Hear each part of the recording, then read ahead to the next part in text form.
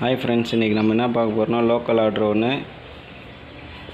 கண்ணோட சைஸ் பார்த்தீங்கன்னா 160 mm,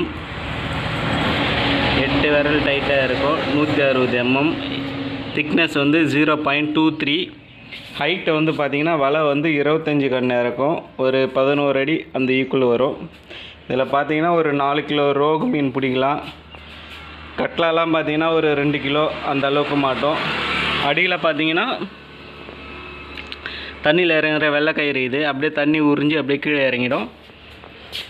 மேலே பார்த்தீங்கன்னா டபுள் கயிறு போட்டு கஸ்டமர் தக்கை கேட்டாங்க கட்ட சொல்லி டபுள் கயிறு போட்டு தக்கை கட்டியிருப்போம். இந்த வலையோட நீளம் பார்த்தீங்கன்னா 350 அடி வரும்.